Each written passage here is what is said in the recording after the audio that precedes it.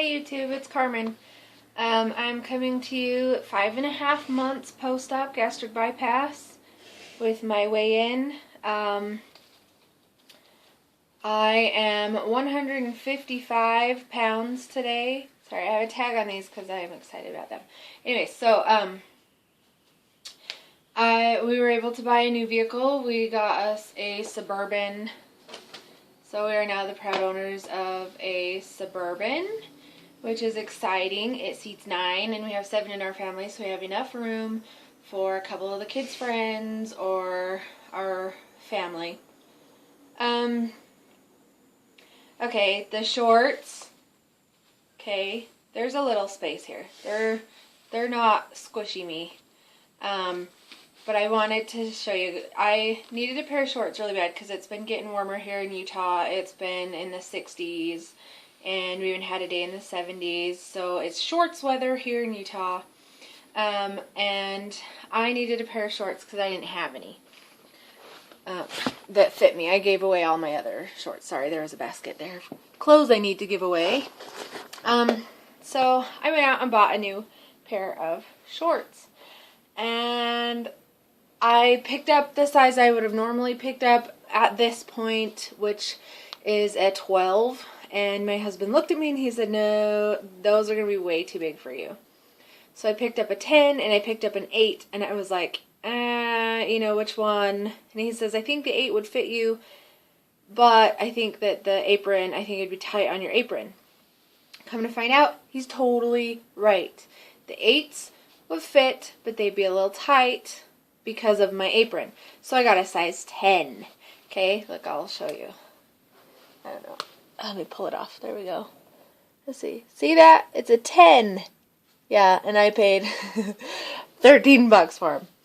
But they had them in different colors too, so I think I'm going to go back when I can and get a couple more colors. And I might even go ahead and buy one size 8 just in case I do shrink this enough to fit into a size 8 before the summer is over. Sorry. I'm in a much better mood than I was last time. I updated, but I did want to talk really quickly about some emotional things I've been going through. It's exciting losing weight, right? It's exciting to get on the scale and see your weight go down. It kind of gives you kind of a high feeling where you're like, oh my gosh, I just can't wait till the next time I get on the scale and the number goes down and you get excited and there's a rush and all of that. Well, I'm at the end of my journey. At 155 pounds, my original goal with my doctor was to be 150. I have 5 pounds left. I have since readjusted and decided I want to be closer to 140, so I have 15 pounds left. But where does that put me emotionally? Emotionally, that leaves me a little bit sad. I mean, I have been trying to lose weight and on this journey for as long as I can remember. Even in high school when I was a size 10, or when I met my husband and I was a size 4, I still thought I was fat and I still was trying to lose weight. I was still trying to lose weight. I was 145 and a size 4 when I met my husband. And I'm 10 pounds away from that right now. Not a size 4, obviously, not unless I had, my extra skin removed, but I'm 10 pounds away from where I was when I met my husband, which was the smallest I was. 135 to 145 is where I sat all the time. So I've been on this journey for so many years, and like I said, you get a high feeling from stepping on that scale and seeing the number go down, and you're just like, yes, I lost another pound. Well, I don't want to get too small. I don't want to get too thin. I don't want to lose too much weight. So I'm coming up really close on the point when I'm going to have to say, whoa, hold it, stop. And I'm going to be at the point in my life where it becomes about maintaining. And that leaves me a little bit sad that this journey is over and I don't get to feel that feeling of watching the scale go down anymore. And it's a little bit scary because, like I said, for as long as I can remember, it's always been about watching that number go down. I wanted to see that number go down. And now, it's coming to the point where it's going to be over, and it's scary, and it's sad, and I don't know how many other people go through this feeling, if other people go through this feeling, but I definitely am having it where I'm sad and I'm scared about maintenance. I'm scared about, what if I mess this up? What if this is one more thing that I fail at? Because I'm just not good at being thin or being healthy, or, I'm just not good enough. I've never been good enough for anybody in my life. I've never been good enough. There's always been, with my parents too, why can't you be like your sister? Why can't you be more like this? Why can't you do this more like this? And so, it's always been something that I've struggled with my whole life. I've never been good enough. And I'm feeling that same way right now with, my maintenance stage is coming up, and what if I'm not good enough to keep this going? What if I'm not good enough?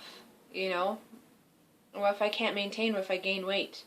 Or what if I get in that mentality of, if I gain 5 pounds, then I can go back to seeing that high of getting it off again. I don't want to do that. It scares me. It's a scary thing. And I wanted to talk about that because I don't know how many other people are going through it, or have went through it, or will go through it. You're not alone. I feel very alone right now because this is not something that I have seen a lot of people talk about. I